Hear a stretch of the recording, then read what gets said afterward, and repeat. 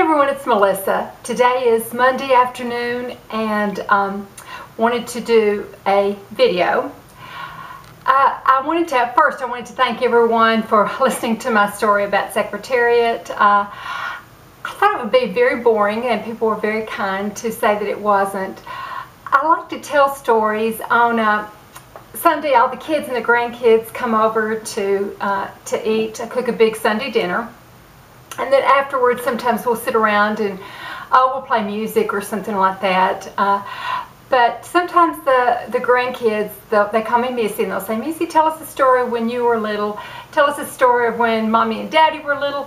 Tell us a story of when, you know, your mother was little. And so they like to hear my stories. I enjoy telling stories. I have not led a very interesting life, but I'm old. And so, you know, I've had some things, you know, as all old people have, happened to them, but I've got a good memory. I can remember them. So maybe occasionally I'll tell another story, but I'll put it at the end. It made me feel a little bit better putting my Secretariat story at the end, so that if people wanted to, you know, watch the tag first or whatever beauty-wise I'm talking about, then they can go ahead and do that and then click off. So that made me feel a little bit better. What I wanted to talk about today is something I wanted to talk about for a while, but I didn't know how people might take some of my theories. It's about skincare. And before I get started, I want to say the things that I've discovered that work for myself may not work for anybody else at all. The trick is to find out what is right for your skin. And whatever anybody has surgery or any kind of treatments or not, that is just wonderful. I'm not against that at all. I'm just saying this is my skincare journey that I'm sharing, and take it with a grain of salt. I started my skincare journey when I was about 14. I've always had the ability to be able to really look at myself, especially look at my skin critically. Not in a good way, but not in a bad way. I've always been able to be dispassionate. I've always been able to be very dispassionate looking at my skin. You know, not real critical, not criticizing, just realizing what my skin needed. And so at about 14, that's when I started. And I wouldn't get down on myself or anything. I just would look, okay, this is what your skin is doing. This is what your skin needs. Try these different things out and see what it needs. So I really started taking care of my skin actually when I was about 14. I started using complexion brush. You know, I had the oily skin and pimples were trying to come. And so back then I had my mother take me to the dermatologist. Oh, not dermatologist, the doctor. And they gave me this medication. I washed my face 3 times a day with the complexion brush. And then I would put this, you could tint it. It was this to get the color of your skin. So I did that for a long time. And then when I got in my 20s, I went to a Mary Kay party, and so I started using Mary Kay. And so I used Mary Kay for quite a while and just kind of keeping an eye on things. But I can remember being 21 years old. Now this is the honest to goodness truth. I can remember being 21 years old and looking in the mirror and knowing what I wanted my skin to look like when I was like 70 or 80. With my skin, I never thought about today. I always thought about the future. So I remember thinking, okay, now I'm going to get these lines, and I'm going to get these lines, and these, you know, and I remember thinking, what can I do to prevent that? So I started that very, very young. So in about, let's see, I've got some notes here on dates. In 1988, I continued using Mary Kay, and in 1988, when I was actually 33 years old, well, I was blessed to have a sister-in-law who is a newscaster. She would always, you know, she was always watchful of her skin, and so I would kind of pick her brain to see what kind of products that she was using. So in 1988, she started using Retin-A. There were stories on, you know, the talk shows. It wasn't a Dr. Oz back then, but it was those type of shows. So she got a prescription for Retin-A and started using it, and she kind of taught me how to use it. And so I got a prescription too, and I got the 1.0. So I remember what we would do is I quit my Mary Kay routine. I would wash it with Dove soap at night. You know how you're supposed to make sure your skin is really dry before you put on Retin-A. But what she was told and what I did, we would actually dampen our skin and put the Retin-A on, and that would actually make it a little more, irritate a little bit more. So that actually kind of made it flake and do a little bit better and made the skin a little bit better. So we did that for a long time, and then in 1997, when I was 42, she started on, and then another sister-in-law came to visit, and I noticed that sister-in-law, she had been using Retin-A too, but her skin was really peeling. What are you using? You know, you vamped it up some. And she said, I started using Beige.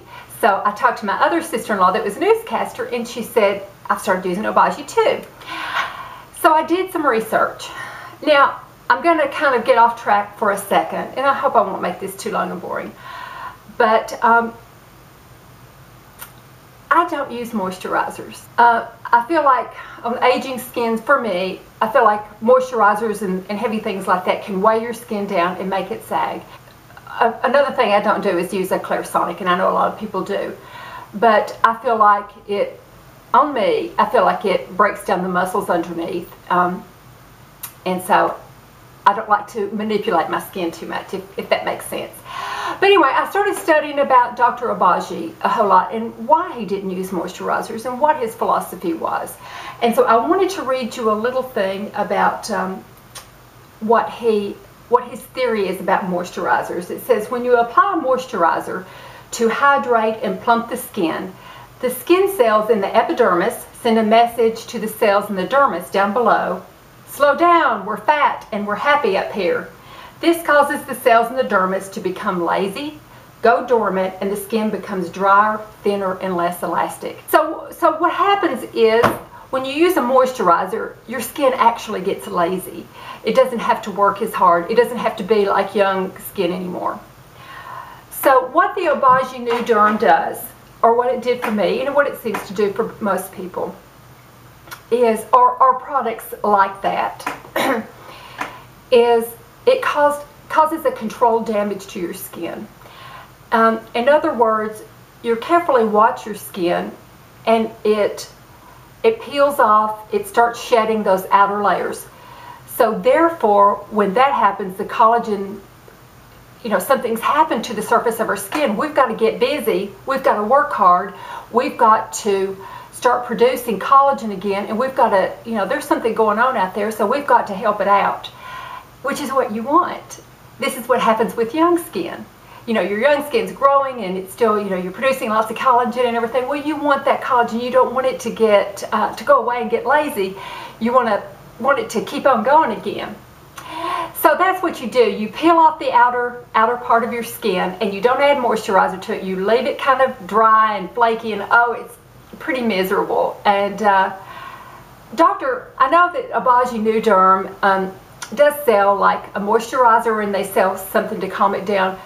But from what I had read with him before, and this is the way my sisters-in-law and I always did it, we try not to use anything like that if we can help it. Let's just get so itchy and irritated that we can't help it. It just slows it down. What your ultimate goal is, it just slows your ultimate goal down a little bit. It won't set you back or anything. But you achieve results faster if you can get through these phases. And so, so what you want to do is, you know, peel it off and everything. And you want that process to keep on going. You don't want to calm it down. You want it to be a little angry looking. And golly, I hate to, you know, I'm so hesitant to say that because I'm afraid, you know, don't take my advice. I mean, this is just my journey. You know, just take what I say with a grain of salt and do what's right for yourself. This is just what I felt was right for me and what my two sisters-in-law felt was right for them. These are the people that I know to go by. So we felt like that we wanted that process to keep on peeling. We didn't want to do anything to slow that down. We didn't want to add any kind of calming ingredients. We didn't want to add any kind of moisturizers to it. We wanted to you know, be able to keep that process going of peeling, peeling, peeling, and underneath your collagen saying, send more collagen, send more collagen, send more collagen. And then that way it keeps your skin sort of in the best health that it can be. So I've gone over that journey, and I used a Beige. Like I said, I started using it in 1997 when I was 42. I'm 59 now. And what I've done, my skin got so used to using a Beige that it acted right. So now I can do parts of the Beige. I don't use the Retin-A, I use the retinol, because it got so used to the Retin-A that the retinol works okay for me now. And I still use the blender I mix that with my retinol at night. So I use that at night, and in the morning I have added vitamin C from SkinCeuticals, and I also use Beige Exaggerate. I did buy the Exaggerate Forte, but I don't like that as well. I'm going back to the Exaggerate. So I use that in the morning, and that is an acid that Beige has. That is part of the new derm system anyway. You would use that. So I've chosen different, I pulled out different things of the Beige as a maintenance sort of, that I plan to use on the rest of my life. Now, for me, I've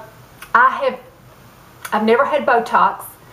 I've never had any fillers. I've never had any kind of peels or anything. Now, Beige does offer a peel. I've just never had it. But I think I'm not ruling it out someday. I'm not ruling out Botox or fillers, or maybe even surgery someday. And I think anybody, there's so many, most women do get Botox. Just for me, with having, you know, a disease, I'm just slightly scared of it, but the more I read about it and see it, you know, there's so many people have just done it successfully. So if you use Botox, more power to you. You know, I'm not saying don't use your Botox, because I just think it's a wonderful thing. I think it's helped people with different things. You know, they've used it for medical conditions too. So I am not anti-Botox at all, so I just kind of wanted to throw that out.